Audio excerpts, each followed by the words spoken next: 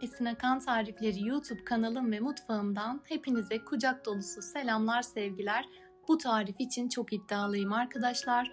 Tüm zamanların en iyi poğaça tariflerinden bir tanesiyle geldim. Venedik poğaça yapıyoruz. Gerçekten hem kıvamı hem de lezzetiyle yaptığınız anda bitecek bir poğaça tarifi. Tarifte maya yok, beklemek yok. Hemen dakikalar içerisinde hazırlayıp fırına atabileceğiniz kıyır kıyır ağızda dağılan çok lezzetli bir poğaça tarifi. Buyurun, hiç vakit kaybetmeden hemen bu güzel tarifin yapılış detaylarına geçiyorum.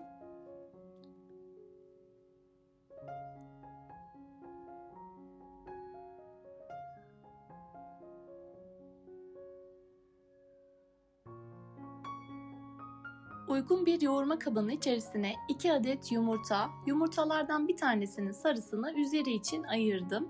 Yarım su bardağı sıvı yağ, yarım su bardağı yoğurt, 125 gram oda ısısında tereyağı,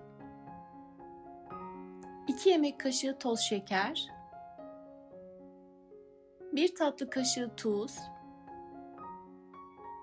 1 paket kabartma tozu ve 1 tatlı kaşığı sirkeyi ilave ediyorum ve karıştırmaya başlıyorum. Bu tarifi bir kez deneyin. Gerçekten sürekli yapmak isteyeceksiniz. Yavaş yavaş un ilave ederek hamurumu yoğurmaya devam ediyorum. Tarifte kullanmış olduğum malzemelerin tamamını her zaman olduğu gibi açıklamalar kısmına ekliyorum. Dilerseniz oradan da bakarak faydalanabilirsiniz. Unu yavaş ve kontrollü ekleyin lütfen. Toplamda 3-3,5 su bardağı kadar un yeterli olacaktır. Yine kıvamını detaylı şekilde göstereceğim. Ele yapışmayan yumuşakça bir hamur elde edelim.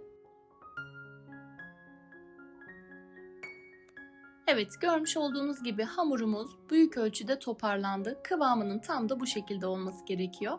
Bir tutam ince kıyılmış dereotu ve 1 adet rendelemiş olduğum havucu ilave ediyorum.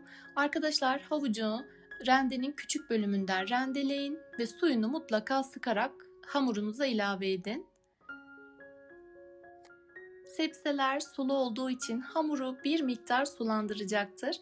Hamura bir miktar un ilave ederek o dengeyi sağlıyorum. Yaklaşık 1-2 yemek kaşığı un ilave ederek hamuruma kıvamını veriyorum arkadaşlar. Ele yapışmayan yumuşacık bir hamur elde ettim. Artık şekil verme aşamasına geçiyorum. Ben arası için beyaz peynir kullandım. Dilediğiniz iç harcıyla bu poğaçayı hazırlayabilirsiniz. Hamurdan mandalina büyüklüğünde parçalar alarak tezgah üzerinde avuç içi büyüklüğünde açıyorum.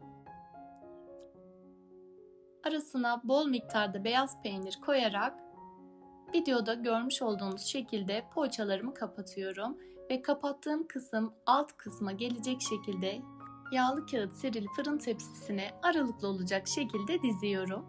Yapımı çok pratik, mayasız, yaptığınız anda fırına gönderebileceğiniz, yaklaşık 10 dakika içerisinde hazır edilebilen, yemelere doyulmayan, ağızda kıyır kıyır dağılan gerçekten efsane bir poğaça tarifi.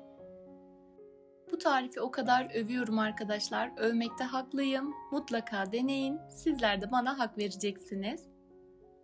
Hazırlamış olduğum poğaçamı yağlı kağıt serili fırın tepsime diziyorum. Üzeri için ayırmış olduğum bir yumurta sarısının üzerine 1 tatlı kaşığı süt ilave ediyorum. Karıştırarak poğaçalarımın üzerine bol miktarda sürüyorum. Bu arada fırını alt üst ısıtma ayarında 190 derecede hazırlayın arkadaşlar. Ben poğaçaların üzerinde file badem kullanıyorum. Dilerseniz susam, çörek otu veya haşhaş da kullanabilirsiniz. Ama eğer elinizde varsa bu tarif için file badem kullanmanızı tavsiye ederim. Üzerindeki bademler gevreyince muhteşem bir lezzet katıyor. Bu ölçüler ile yaklaşık 20 adet poğaça elde edebilirsiniz. Tabii ki poğaçalarınızın büyüklüğüne bağlı olarak da miktarı değişebilir. Poğaçalarımı önceden ısıtılmış 190 derece fırında yaklaşık 30-35 dakika üzerleri nar gibi kızarana kadar pişiriyorum.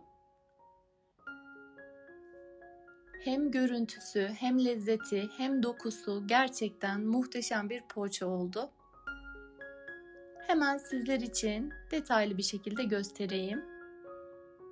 Poğaçalar henüz çok sıcak ama hemen sizler için şöyle alt kısımlarını göstereyim. Alt kısımları da muhteşem bir şekilde kızarmış. Yaptığınız anda bitecek bu poğaça tarifini umarım sizler de dener ve beğenirsiniz. Deneyecek olan arkadaşlarımın şimdiden ellerine sağlık. Deneyenlerden yorumlarını mutlaka bekliyorum. Umarım tarifimi buraya kadar izlemiş ve keyif almışsınızdır. Güzel tariflerde buluşabilmek dileğiyle inşallah. Afiyetle kalın, hoşça kalın.